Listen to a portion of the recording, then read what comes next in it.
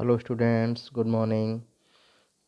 Business communication की पिछली class में हमने पढ़ा था need of communication and barrier of communication. और आज हम नए टॉपिक के साथ आपके सामने कुछ चीज़ें डिस्कस करेंगे। और आज हम डिस्कस करेंगे प्रिंसिपल ऑफ कम्युनिकेशन के बारे में। Principles of communication.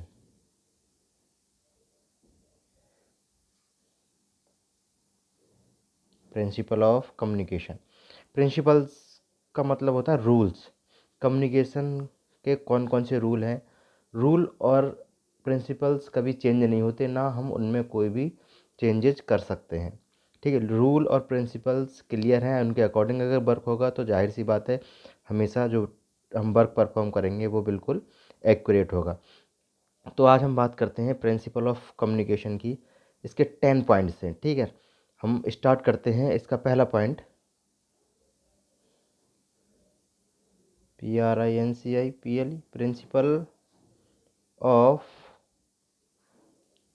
क्लैरिटी। अब देखिए, जितने भी रूल हैं उनके सबके, जितने भी ये टर्म हैं उनके सबके आगे प्रिंसिपल लगा हुआ। प्रिंसिपल मतलब रूल, मतलब एक ये नियम है, इसे हर हालत में हमें कम्युनिकेशन में इस्तेमाल करना है। ओके, क्लियरिटी से आप समझ में आ रहा हो। क्लियरिटी मतलब सारी चीज़ हमारे सामने क्लियर, किसी चीज़ का क्लियर करना है। तो इसका क्या मतलब है, जब भी हम किसी के साथ कम्युनिकेशन करते हैं, वह कम्युनिकेटर हो चाहे सेंडर हो रिसीवर हो, आपस में जब कम्युनिकेट करते हैं तो उसकी जो भी लैंग्वेज है, जो वे ऑफ टॉकिंग है, जो वे ऑफ कम्युनिकेशन है, वो क्लियर होना चाहिए। मतलब दोनों तरफ से दोनों लोगों को एक्यूरेटली उसको समझ में आना चाहिए कि वो क्या कहना चाह रहा है और वो क्या समझ, जो कहना चाह रहा है वो दूसरा समझ रहा है या नहीं। ओके, इसके 3 पॉइंट हैं।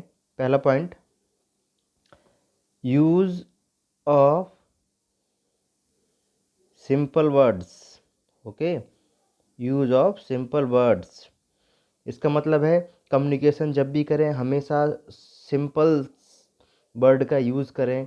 और वर्ड अगर सिंपल होंगे, ज़्यादा कॉम्प्लिकेटेड नहीं होंगे, तो जो सामने जिससे हम कम्युनिकेशन कर रहे हैं, जिसके साथ हम मीटिंग कर रहे हैं, तो उसे समझने में आसानी होगी। ओके, तो हमें क्लियरिटी लाने के लिए कम्युनिकेशन में use of simple words, simple words का यूज़ करना चाहिए। Second point is certainty of expression.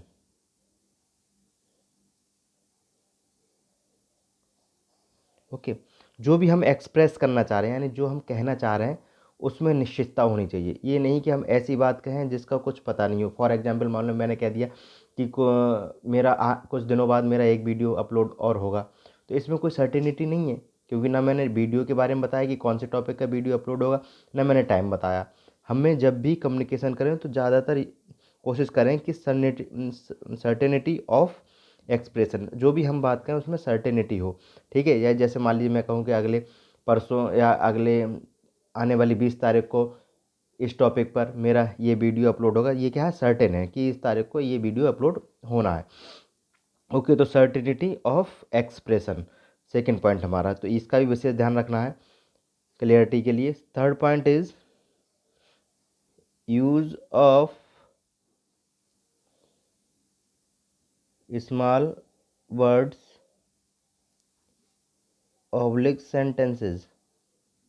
Okay, हमेशा अपने कम्युनिकेशन में स्मॉल वर्ड, छोटे वर्ड और स्मॉल सेंटेंसेस का प्रयोग करें। ये नहीं कि एक सेंटेंस को इतना लंबा कर दिया कि जो सामने वाला है वो उसे क्लियरली समझ ना पाए। क्लियरिटी लाने के लिए हमें 3 पॉइंट्स जो मैंने बताए उनका विशेष ध्यान देना होगा।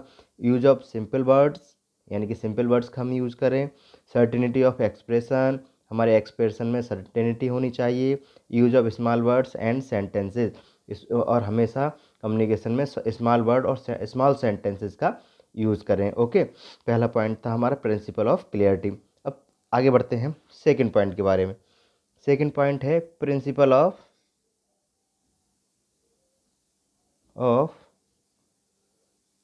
Alertness.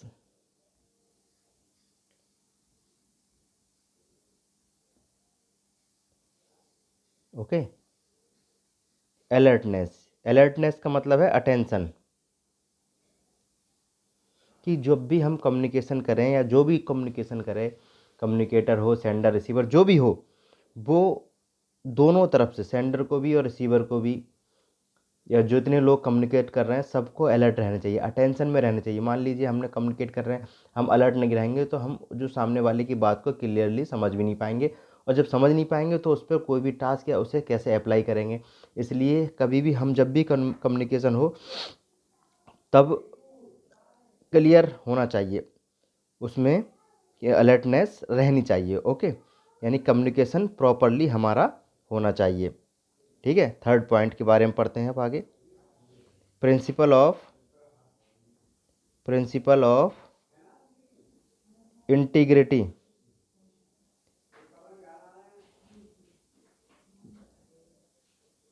Principle of integrity, integrity का मतलब होता है ऑनेस्टी। ठीक है, हम ये कह सकते हैं हमें अपने कम्युनिकेशन जब भी हम इस्टेब्लिश करें तो जो हमारा टास्क है और जिस पर्पज़ से हम कम्युनिकेशन कर रहे हैं उसके बारे में हॉनेस्ट होना चाहिए। ठीक है, कि हम जो भी कम्युनिकेशन करेंगे ऑनेस्टी के साथ करेंगे, जिससे हमें आगे कोई भी इंटीग्रिटी की प्रॉब्लम ना हो। ठीक है, हम इंटीग्रिटी का मतलब हाँ यहाँ आ जाता है ऑनेस्टी से। ओके, ऑनेस्टली हम अपने वर्क को परफॉर्म करें या कम्युनिकेशन को परफॉर्म करें। ठीक है, honestly. Next is principle of completeness.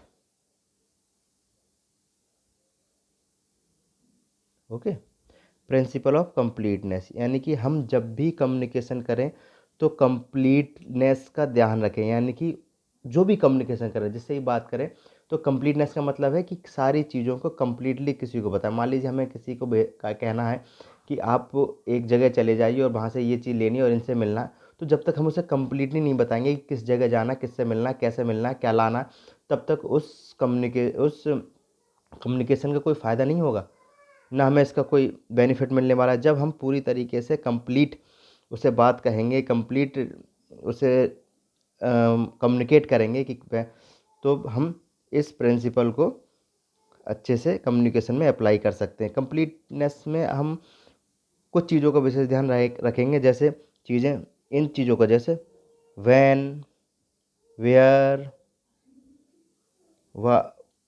What, etcetera, यानी कि कब, कैसे, कहाँ, ये सारी चीज़ें हमारे माइंड में क्लियर होनी चाहिए, कंप्लीट होनी चाहिए। Okay, next topic is principle of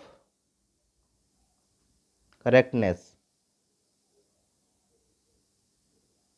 correctness, okay, principal of correctness, यानी कि जो भी हम कम्युनिकेशन करें या जो भी हम बात करें, तो जो भी कम्युनिकेशन का प्रोसेस होना चाहिए या कम्युनिकेशन के जो भी मैटर होने चाहिए या जो भी टॉपिक्स होने चाहिए हमारे करेक्ट होने चाहिए, यानी उनमें कोई भी इनकरेक्टनेस नहीं होनी चाहिए, यानी सारी चीज़ें करेक्ट हों, क्लियर हों, कंप्लीट हों, तभी हमारा जो कम्युनिकेशन है वो प्रॉपरली रन कर पाएगा, कम्युनिकेशन प्रॉपरली हमारा रिलेट हो पाएगा एक दूसरे से। ओके, तो ये हमारा था fifth point, principle of correctness. अब पढ़ते हैं नेक्स्ट पॉइंट हमारा, principle of short, brief and कंसाइसनेस।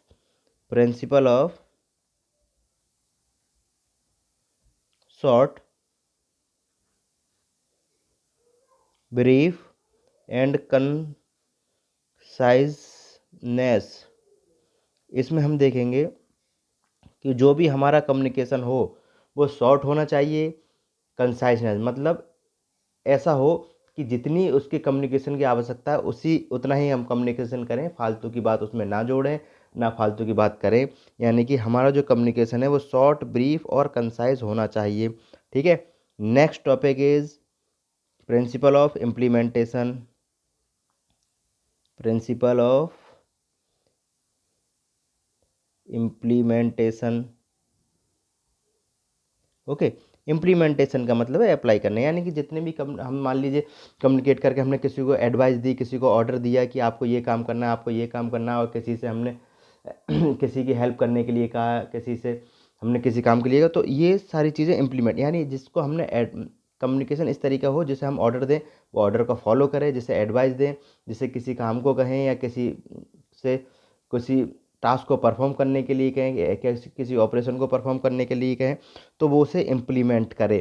ठीक है, तो कम्युनिकेशन इस तरीके का होना चाहिए कि हमारा इम्प्लीमेंटेशन भी प्रॉपर हो। Okay, next is principle of objectivity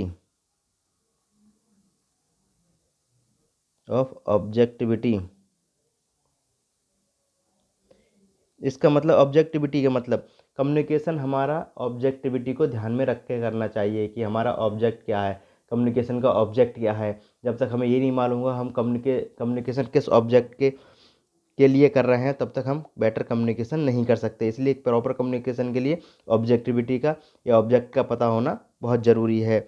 next is principle of timeliness, यानी कि इसका मतलब हुआ कि हम कम्युनिकेशन करते समय टाइम का विशेष ध्यान रखें कि हमारा जो कम्युनिकेशन हो रहा है वो प्रॉपर टाइम के अकॉर्डिंग है या नहीं है। ये नहीं ज़्यादा लेंथी हो जाए या ज़्यादा शॉर्ट हो जाए, यानी कम्युनिकेशन करते समय विशेष, मान लीजिए किसी को का टाइम ये है, मान लो किसी को दिन में मान लो मीटिंग करनी है हमें तो वो उसके टाइम कॉन्वीनियंट होना चाहिए। ओके, मीटिंग का टाइम कॉन्वीनियंट हो या किसी से कॉल करनी है, किसी से कम्युनिकेट करना, मान लियो उसके पास टाइम नहीं है तो ये सारी चीज़ें हम इसमें देखेंगे टाइमलीनेस में, यानी कि जब भी हमें कम्युनिकेशन करना हो तो टाइम का विशेष ध्यान रखना चाहिए। Okay, last principle is principle of suggesting to think from all angles about the receivers।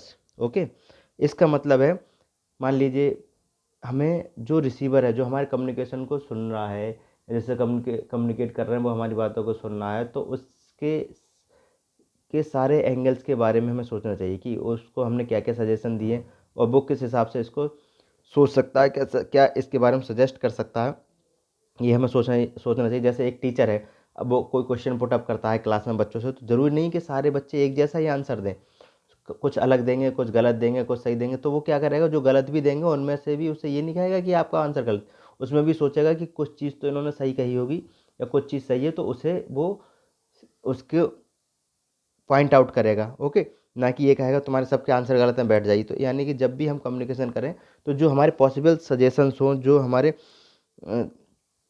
Receiver suggestions हों, उन्हें हमें कम्युनिकेशन में अप्लाई करना चाहिए। ओके, तो that's all for principle of communication. Next video lecture में नए टॉपिक के साथ मिलेंगे। Okay, thanks.